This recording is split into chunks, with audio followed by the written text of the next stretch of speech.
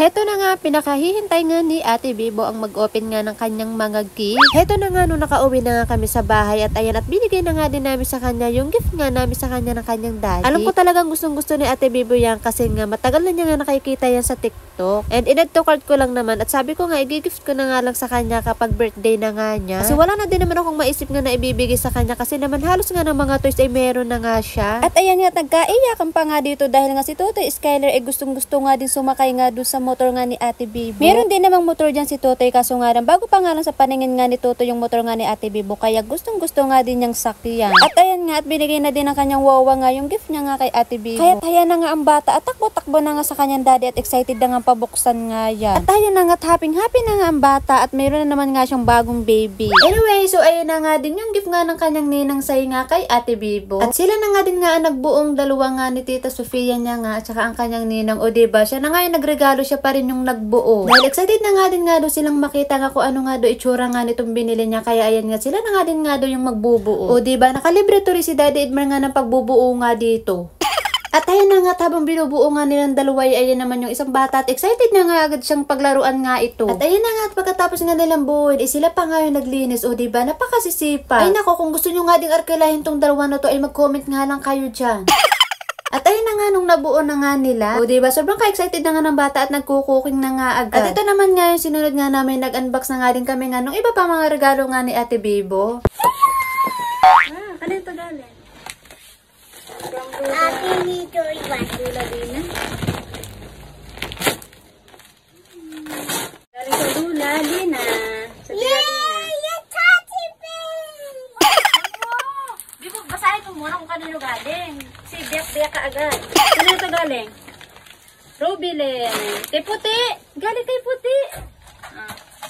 Galing kay Puti. Ito, kanino galing? Basa natin. Ate Bitchay. Kay Ate Bet. Open natin. Kay Ate Bet. Open mo. Kay Ate Bet.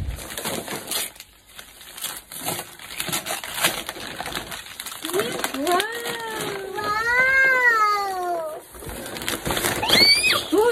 Dito ka! Ating tuyan mo! Kanino ito galing? Kanino ito galing? Wait. Excited kasi ito mag-open! Ito, Brian. Si Brian ba? Brian. Wow, so many teddy bear na.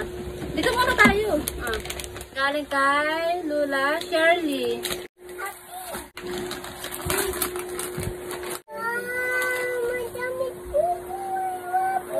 Ang liit!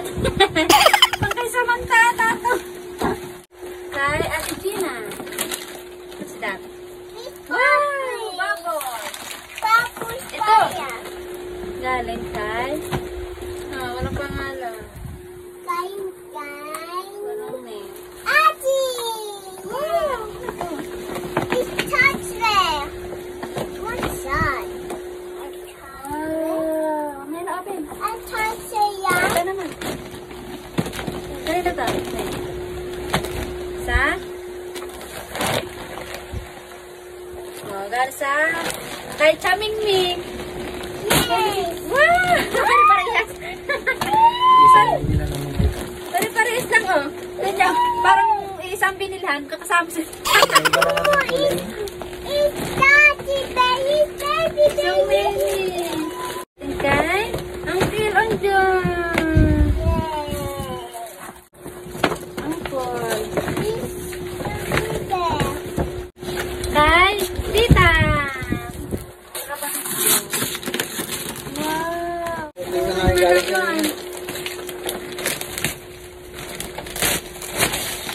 Ito, Bibo, open mo ito. Open mo. Hi? Tito Ben. Tito Beans. Tito Ben.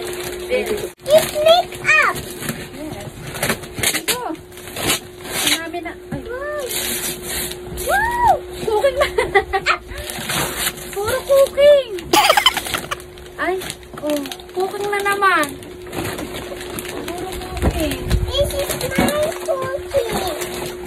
Guys, ito galing kay Ma'am Christine. Guys, puro pang cooking ang mga gift niya. Mahilig magtulong sa Ate Bibo eh. Tamang-tama doon sa regalo. Tamang-tama sa regalo. regalo na kanyang ninang.